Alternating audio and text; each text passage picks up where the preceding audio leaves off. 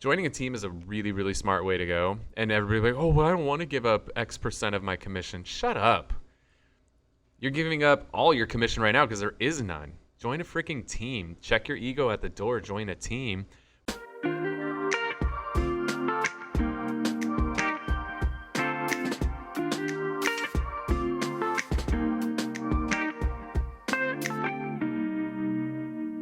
Welcome to the Whissel Way Podcast. My name is Kyle Whissel, your host with Whissel Realty Group and eXp Realty in San Diego. My name is Bryan Koci, the media director here at Whissel Realty Group. The goal of the show is to give you the tools, techniques, and tactics to go out there and crush it in your real estate business, or really just any business out there. The way that we like to do that is to answer the questions that you have for us. Rather than us guessing what you want to hear about, we just listen to you. You just tell us what you want to hear about, and we will talk about it here on the show. You can always ask us questions via thewhisselway.com, thewhisselway.com. You can also subscribe to the podcast, the YouTube channel, join our Facebook group where we share a lot of insider secrets, and find out about our Media Mayor Mastermind event, which is no longer upcoming. It is officially released. Media Mayor Mastermind is a course that is essentially everything Bryan and I have learned over the last 6+ years of creating videos together, condensed down into a course. It basically can shortcut your learning curve by 6 years, right? That's the goal. So you don't have to go through all the same struggles that we've gone through, and you can simply learn from our successes. So you can go to thewhisselway.com. We have early bird pricing on there. So make sure to jump on that before the early bird ends. I guess it depends when you're listening to this. It does. People keep asking me when the early bird's going to end, and I say, I can't tell you because it'll end when Kyle says we're done, and it'll be switched over that day. So. Yeah, just don't wait. Just Yep. go. If you're going to do it, do it. Yep. All right. What are we doing today, Bryan? So, wait. Hold on. Oh, And before we dive in, if you enjoy the content today, what should they do if they enjoy the content, If Kyle? you're watching on YouTube, you should hit the little thumbs up button. Helps the algorithm on YouTube. And hit the subscribe button and little notification bell so you get updated of future episodes of the show. And if you're listening on a podcast platform, if you could hook us up with a review on there so we can climb up the list. We're climbing up the Canada list, but we're going to climb up the U.S. list. So let's do this. Help us out with a little review. Yeah. So, Bryan, what are we going to talk about today? That's your line. Okay. Well, you just did it. Okay. You can just talk to yourself. That could be fun. No, I don't want to do that. So today, again, Tom was looking through responses for what people wanted to learn about when they joined our Whissel Way group. And we've got a lot of new agents coming through.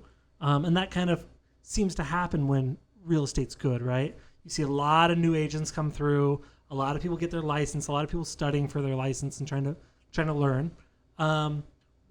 I kind of want to give them a hand up, a helping hand. A hand up. That's not it. What is it Yeah. called? Hand up. Hand up, a leg up. That's what it's called. There you go. A helping hand, a leg up, whatever. And trying to help them avoid some of the mistakes that you have made. And let's talk about the mistakes you've made as an agent. We talk a lot in this podcast about you as a team leader, as a broker owner, as growing into that route. But I want to talk about what are some of the mistakes you've made as an agent, either when you just started or now, that agents that are either new to the business or been here a while and want to avoid that mistake. Yeah. Yeah. Let's see. Let's narrow the list down. Yeah. How long? We tried to do this in like 20 minutes, right? This might be like a 9-parter. Yeah. Cool. Let's see. Some of the biggest things the biggest things to avoid. Number one, I think so many people screw this up. Everybody thinks that they can do this thing on their own. This industry is hard. It is complicated. There are so many pieces to this real estate puzzle, and you trying to do the entire puzzle yourself is crazy. All right, think about the first time, let's just say you did a 1,000-piece puzzle. Like, my daughter's 5. She can't do a 1,000-piece puzzle by herself right now. But if her and her mom and myself worked on it together, we could probably knock that puzzle out. And we'd probably do it significantly faster than my 5-year-old tried to do it herself. Like, she might not finish it for 5 more years, right? It might take her 5 years before she's capable of doing something like that. Just the attention span alone, shit. So trying to do it on your own, I think, is one of the biggest mistakes that I made and a lot of people make. Now, look, we're doing great now, and we're selling a ton of homes, but could have gotten to this level so much faster had I started on a team. And now I did start working with my dad on the commercial side of things, and that definitely helped. But when I went to the residential side, I just figured it all out on my own, and I screwed up a ton trying to do it on my own. I didn't understand the value of the leads. I didn't understand the systems. I didn't understand the value of time. Like, made so many freaking mistakes where if I could have been on a team and I could have just plugged into a machine that was already up and running, I'd have been so much better off. And the beauty of when you join a team is you don't have all that out-of-pocket expense as you do when you try to do it on your own. And that can bury a lot of people because new people get in and then they watch a webinar or they see somebody on stage. It's like, oh, I'm killing it with Realtor.com. And then they go and drop like $5,000 a month on Realtor.com, and like they have no systems, no processes, nothing in place, and that $5,000 just literally goes straight in the freaking trash can. Yep. So joining a team is a really, really smart way to go. And everybody's like, oh, well, I don't want to give up X percent of my commission. Shut up. You're giving up all your commission right now because there is none. Join a freaking team. Check your ego at the door. Join a team where somebody's going to do a lot of the work for you. The systems, the processes, the technology, everything's in place. You have virtually no out-of-pocket expense. Learn how to do some damn transactions. And then maybe after a couple years, maybe you decide like, hey, I want to start my own team, or I want to do this on my own. Cool. Or maybe you decide like, I like this team thing. I don't want to have all the stress and the headaches and the expenses. I'm just going to stay on a team. We have agents who join our team and a year later leave. And I have agents on the team who've been with us for 10 years that really like having the stress taken off their plate, and they just go do what they need to do. So I think joining a team for sure is the most important thing. It's the biggest mistake I see new agents make. Okay. Now, and another thing about one of the things that we've worked hard with our team is to build in that upward mobility. So maybe looking at when you're going to join a team, one of the things you look at is how can you grow from literally being spoon-fed to feeding yourself and what that looks like. Okay, what else do we have for mistakes? Other mistakes is not having any systems or processes in place. So prime example again, somebody goes on stage, says I sell a ton of homes because of Realtor.com, and then they go drop $5,000 a month. But they don't know what to do when those leads come in. I made that same mistake. I had all these leads coming in. It wasn't realtors, just whatever. I had a bunch of leads coming in, and I got to the point I couldn't handle all the leads. So then I called my buddy who owned a brokerage. I was like, hey, dude, you got a lot of agents. Like, can I send these leads to you and you just pay me a referral fee? He's like, sure, no problem. Once a week, I would take the leads and I would send him an Excel spreadsheet with all the leads in it. Once a week, right? Like, think about how crazy that is, guys. Like, we're preaching right now that you got to be following up within seconds. And I was once a week sending these leads out. And then how long did it take them to follow up? Who knows? Who knows, right? Needless to say, none of those ever closed. Then I was like, okay, this doesn't work. So then I had a couple buddies. I was like, oh, why don't you guys join me? I was a broker at that time. Come join my brokerage, and I'll give you guys the leads. Well, I didn't train them. I didn't give them any systems, processes, nothing. They closed nothing. It wasn't until we put a system and had processes in place, we implemented a really good CRM. Shout out to Boomtown. That was really the year that we implemented Boomtown. We went from 82 to 242 transactions. Like, shout out to them, because that was a huge game changer for us. Because now we had a system and it had processes built into that system to where when a lead came in, this happens, this happens, this happens, and the system tells me who to call, why to call them, when to call them, what properties they've looked at. Like, that stuff's so valuable. So having systems and processes in place before you go drop a ton of money on leads, and you got to know what to say. Yep. Right? Like, people, what's crazy to me, and I use this analogy a lot, but right, in this real estate industry, we did $6 million in GCI last year. Like, that's NFL money. But the guys that play in the NFL, like, they don't just show up on Sunday and step on the field and play. Like, those guys put thousands of hours a year into practice and preparation so that when they do get on the field, they know exactly what to do. They know that if the other team lines up in this formation, we got to line up in that formation. And if the other team lines up in that formation, we got to line up in this formation. And then they know the tendencies of, well, this player likes to do this and that player likes to do that. They learn all that. They practice like crazy. So when they get on the field, they could do it with their eyes closed. But here we are in the real estate industry, and we just show up and wing it. We don't put any practice or preparation into it. Well, what we should be doing is role playing. We should be role playing like crazy so that we know when the person says, oh, well, I want to wait 6 months. Well, what should you say to that? Okay, well, call you later. Bye. Yeah. Or you're like, all right, cool. We'll talk to you in 6 months. Call me never. Or the person's like, yeah, well, I got a family member in the business. Like, do you know what to say to that? Or are you just trying to figure it out, right, in the moment? Like, how's that working out for you? It's probably not working out too well. So putting some practice and preparation in to go along with the systems and processes, I think, are crucial. Cool. Let's dive into one more. Yeah. And maybe this isn't one that you've experienced, but one that you see happen over and over again. What's the next biggest mistake you see agents? Time management. Okay. What I see most agents do is just try to fill a day. Whatever that is, whether that's 4 hours, 8 hours, 12 hours, they just try to fill a day. They're not purposeful with what they fill it with.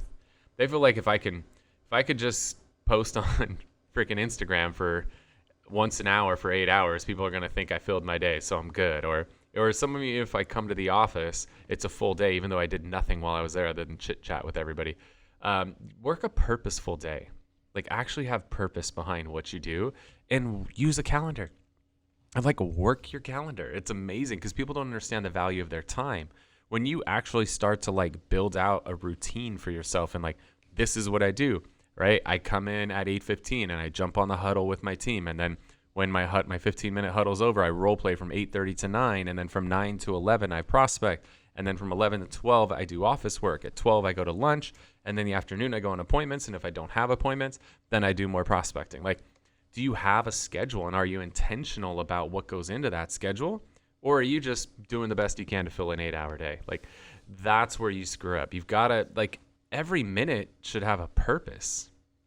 What I get done in an 8-hour day is probably equivalent to a lot of people's 40-hour weeks. Maybe they're 60-hour weeks, because every minute counts, right? There's purpose behind every minute of the day. And the biggest one that goes in there is prospecting. Like, you've got to have prospecting built into your calendar.